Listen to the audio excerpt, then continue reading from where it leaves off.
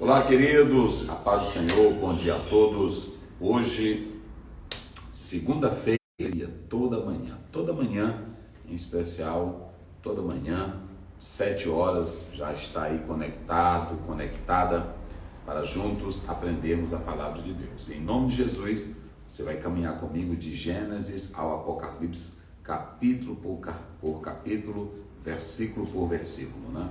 Estudando a palavra de Deus. Ela é a voz de Deus, é a verdade de Deus que nos santifica, que nos liberta e que nos dá vida e vida com abundância. Hoje eu estou aqui, com a camisa do Neemias. Você que quer uma camisa para se proteger do sol, tem assim, olha.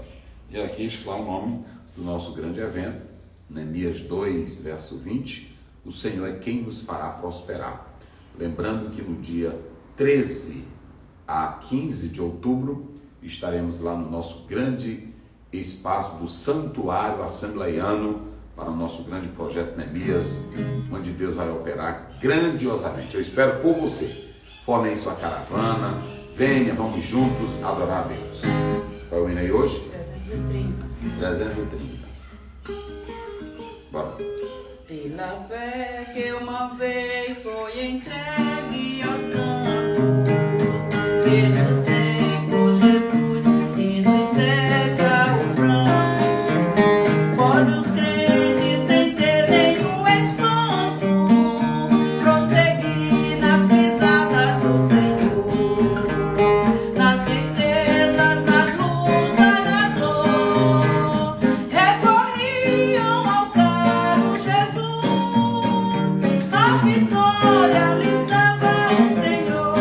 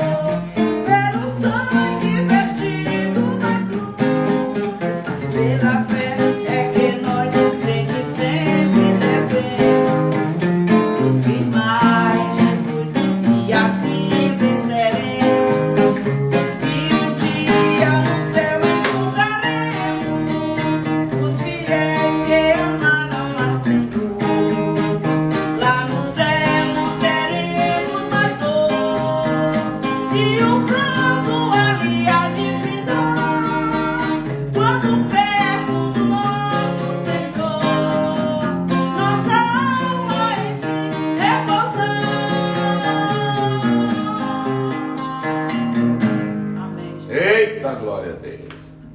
Vamos lá, hoje estaremos lendo capítulo 23, verso 20. Eis que eu envio um anjo diante de ti, para que te guarde neste caminho e te leve ao lugar que te tenho aparelhado. Guarda-te diante dele. Só o 20, né? Só o 20. Como é que diz? Eis que envio um anjo. Eis que eu envio o meu anjo diante de ti, para que te guarde neste caminho e te leve ao lugar que te tenho aparelhado. Muito bem. Aqui primeiro, amanhã, nós estaremos falando sobre a obediência ao anjo, porque tem muita gente que quer anjo, mas muito cuidado com a presença do anjo perto de você, muito cuidado. Deus, ele, nesse texto aí, só nesse versículo 20, leia de novo, ele tem duas coisas boas. E eis que tem E eis que eu envio um anjo Primeiro, diante de ti. para aí. Primeiro você tem o envio de um anjo e depois Que te guarde neste caminho e te leve ao lugar que eu te tenho aparelhado. então você tem 3 bênçãos aí. Primeiro você tem o envio do anjo, você tem a proteção do anjo e você tem a terra que Deus vai dar. Só nesse versículo 20 você tem 3 bênçãos de Deus. Ou seja, quando você lê isso, você compreende o quanto Deus te ama, nos ama e o quanto Ele deseja as bênçãos para nós. Do versículo 20 até o 33, você vai ver que Deus tem promessas, que Deus tem bênçãos, mas ao mesmo tempo você vê que Deus tem para nós maldições quando não obedecemos a sua palavra. Então você pode pegar e ler todo esse capítulo 23 e ver que Deus fez a promessa do anjo, o anjo vai estar com vocês para proteger vocês. O anjo vai estar com vocês para guardá-los. O anjo vai conduzi-los até a terra que eu vou dar a vocês. Deus promete a presença do anjo, Deus promete proteção e Deus promete uma terra. Isso mostra o quanto Deus quer o nosso bem.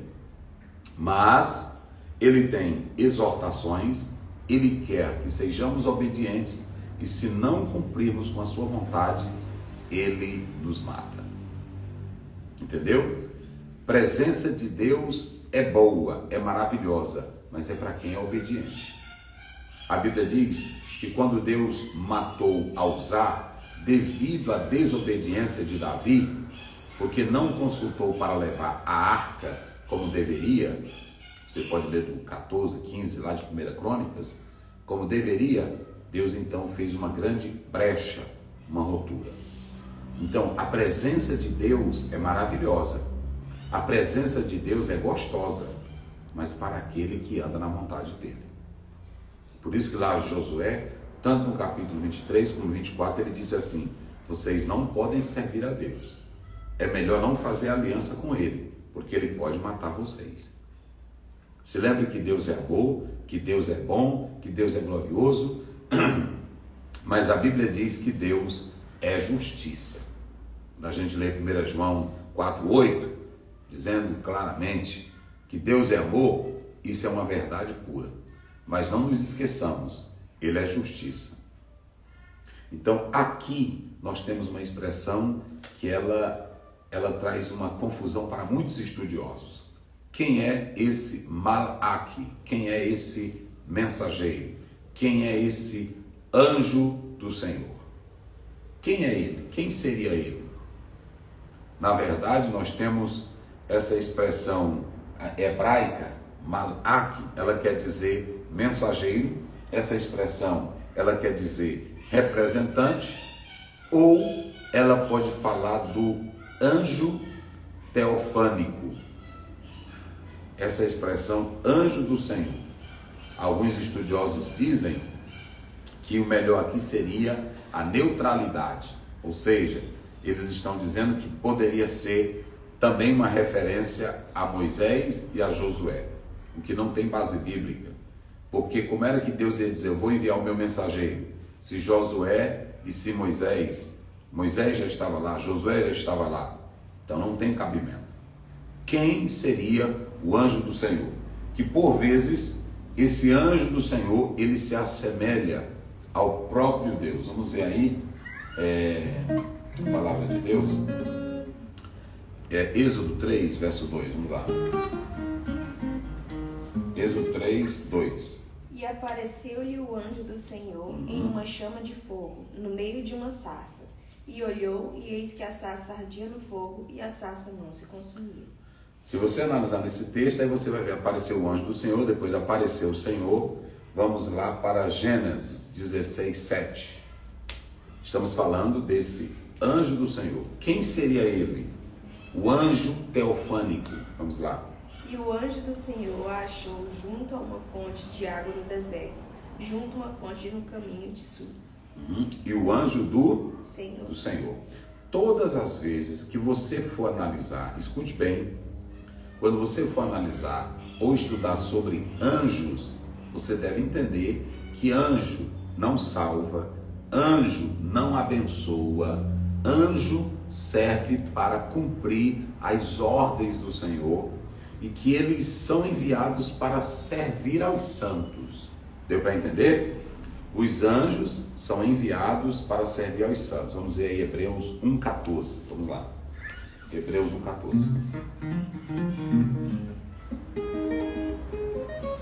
Hebreus, capítulo 1, verso 14.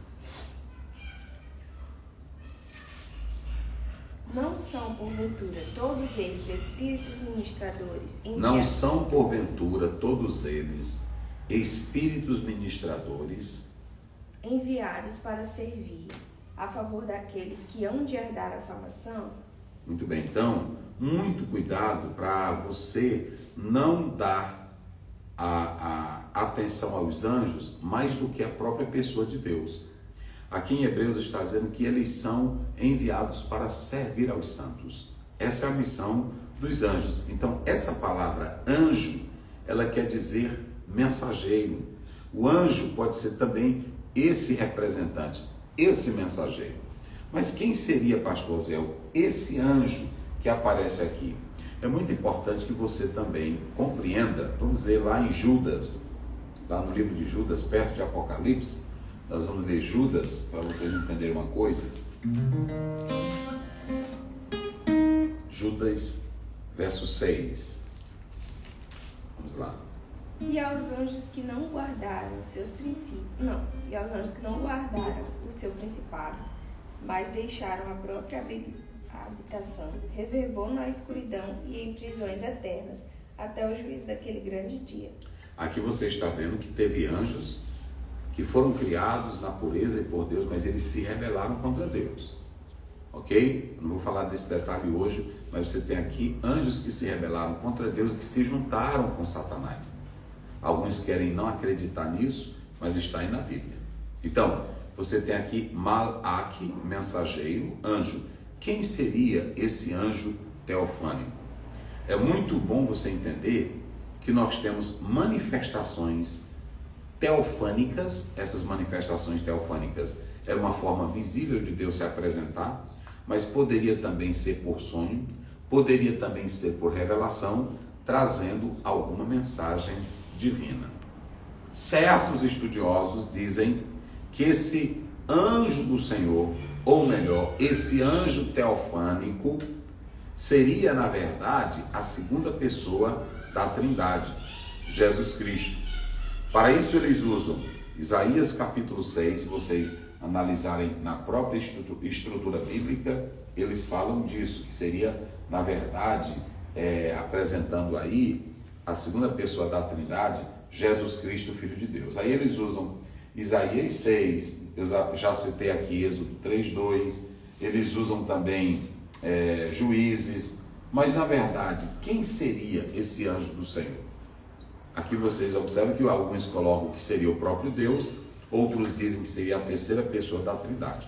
Mas é sempre bom lembrar uma coisa: nunca em qualquer cristofania ou teofania houve a apresentação em carne real, porque isso senão vai contrariar todo o Novo Testamento, em especial João capítulo 1, verso 14.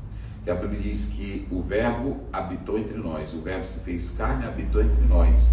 Então, somente a partir dos relatos neotestamentários é que você tem a presença real de Cristo Jesus. Mas no Velho Testamento o que se tem são manifestações não em pessoa, em carne, mas apenas manifestações que ele se apresentava dessa forma, não em carne, porque a encarnação de Cristo é a revelação da concretização visível de Deus para com o homem, ok? Então é a única vez que ele vai se encarnar, está no Novo Testamento. Então, quem seria esse anjo aqui? Alguns falam dessa forma. Para alguns seria o próprio Deus, para outros seria a segunda pessoa da Trindade, apontando para Cristo Jesus. Mas lembrando que ele nunca se apresentou em carne no Velho Testamento, ok? Então, vem a segunda expressão do versículo, vamos lá, Êxodo 23, lá no 20, A segunda expressão. Para que te guarde neste caminho e te leve ao lugar que tenha aparelhado. E te leve ao lugar que tenha aparelhado. O que isto quer dizer? Esse lugar aí seria a terra de Canaã.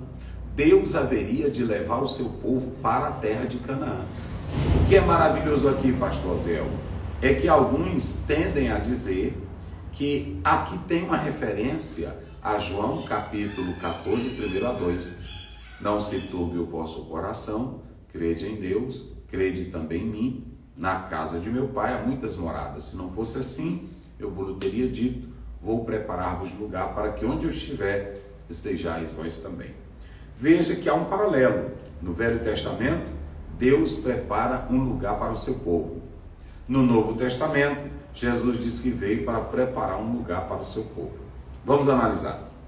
No Velho Testamento, o lugar não era espiritual. A ação era espiritual, a ação era sobrenatural, porque pelo agir de Deus, a terra seria dada, pela guerra, pela batalha. Mas seria uma terra física, era Canaã. Já no Novo Testamento, você vê que quem vai preparar o lugar é o próprio Senhor Jesus. Qual é o paralelo e a analogia que se faz? Lá no Velho Testamento, era pela força, era pela espada. No Novo Testamento, o lugar que refere-se à salvação, quem prepara é Jesus. Pela morte dele, pelo sacrifício dele, pela doação dele. Não foi por mérito, não foi por obras nossas, como diz Tito 2,11, mas sim pela salvação da morte de Cristo Jesus no Calvário. Então, alguns dizem, vou preparar-vos lugar, alguns dizem que ele estava falando a mansão celestial.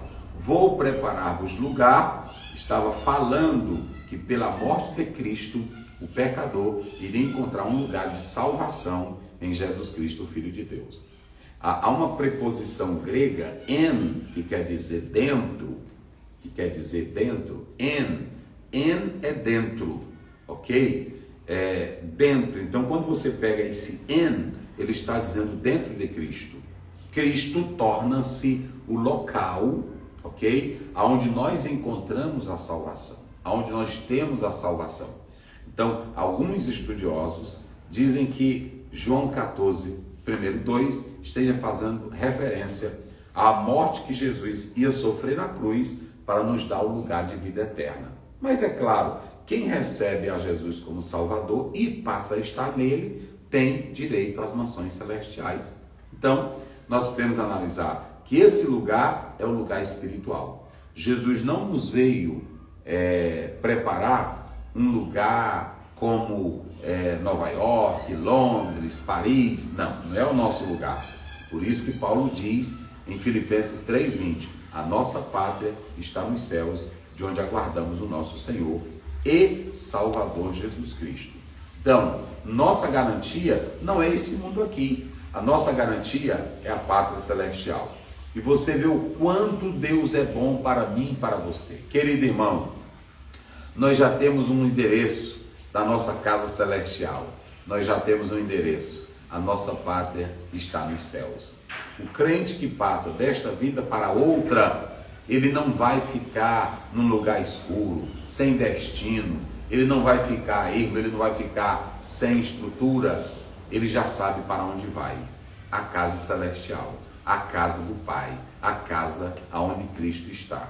Ok? Então, aqui está o segredo da nossa prosperidade, da nossa bênção e da nossa vitória, Cristo Jesus.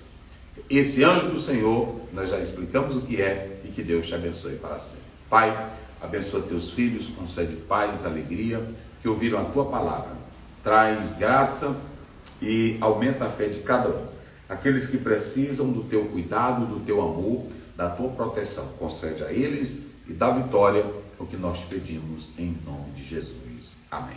Deus abençoe. Tem um pedido de oração. Pede oração pelo irmão Márcio Pedrosa. A irmã Mônica Pedrosa pede oração pelo irmão Márcio Pedrosa, que está aniversariando, e também a dirigente dela, que é Raquel Cândido. Raquel Campo, Marcos Pedrosa, não é isso? Estão aniversariando.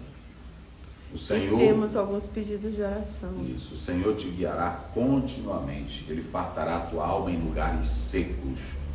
E tu serás, ele fortificará os teus ossos, e tu serás como um manancial de vida, de água, cujas águas nunca faltam. Deus vai trazer essas bênçãos para vocês que estão aniversariando. Ele vai guiar vocês continuamente. Ele vai fartar a alma de vocês em lugares secos. Vai fortalecer os ossos de vocês. Vocês não vão sofrer de osteoporose. E tem mais. Ele vai fazer de vocês manancial cujas águas nunca faltam. Amém? A nossa corda aqui quebrou. Então eu quero só dizer parabéns a todos. Que Deus abençoe. Estaremos orando pelos irmãos. Que estão pedindo oração à irmã Mônica, que está aqui desde o início. Ela pede oração pelo esposo dele que está hospitalizado. Tem outra irmã também que está pedindo oração, é a Tatiane. Está pedindo oração pela prima dela, Maria Clara, que tem 13 anos e está com depressão. Amém. Senhor Deus, Pai Celestial, nós queremos orar pelos teus filhos que estão alegres. Tuas servas que completam mais um ano de vida, teu servo que completa mais um ano de vida. E já profetizamos a tua palavra, que a tua palavra gera um milagre para a vida dessas pessoas. Continua dando vitória, que cada dia vivido seja na tua presença, pois não vale a pena viver se o Senhor não viver em nós. Rogamos em favor deles, que tenham alegria, paz e gozo na alma, que os sonhos, projetos sejam realizados segundo o teu querer e a tua vontade. Agora, Senhor, rogamos em favor dessa jovem, desta criança, 13 anos, que sofre desse mal deste século, a depressão. Senhor Deus, que é uma queda, é uma baixa na alma, mas o Senhor, que é aquele que diz: vinde a mim todos que estáis cansados, oprimidos, e eu vos aliviarei. Traz paz e a cura para esta criança, tirando esta depressão, tirando essa angústia na alma, tirando esse choro, ó Pai, que não se sabe explicar, essa perturbação. Tira agora pelo poder do teu nome. Ó Deus, o esposo da tua filha que está hospitalizado, nós rogamos em favor dele agora. Senhor, tu disseste, através de Jetro a Moisés, que as causas maiores deveriam ser levadas a ti. Nós sabemos que só o Senhor tem poder para curar e nada te é impossível. E nós cremos na tua palavra que diz: estes sinais acompanharão os que creem. Confirma agora a palavra pregada, confirma agora a nossa oração, desfazendo todo o mal, desfazendo toda doença, desfazendo toda enfermidade, na autoridade do nome de Jesus, na autoridade do nome de Jesus, na autoridade do nome de Jesus. Manifesta a cura, manifesta a salvação, manifesta a libertação. Senhor, nós temos lutas, nós temos problemas, nós temos aflições, nós temos lágrimas, mas Tu és o pastor da nossa vida, que nos pastoreia e que cuida das nossas vidas. Abençoa Teus servos. Nós expulsamos na autoridade do nome de Jesus, em nome de Jesus, toda enfermidade, toda doença, toda dor, todo tumor maligno, toda ação diabólica caia por terra. Senhor, nós não podemos fazer nada, não podemos forçar, não podemos apelar desesperado, mas nós entregamos em Tuas mãos e confiamos, porque o poder está em Ti. E sem Ti nós nada podemos fazer. Manifesta a cura, a libertação, o alívio, em nome de Jesus. Amém. Bom dia, Deus abençoe a todos.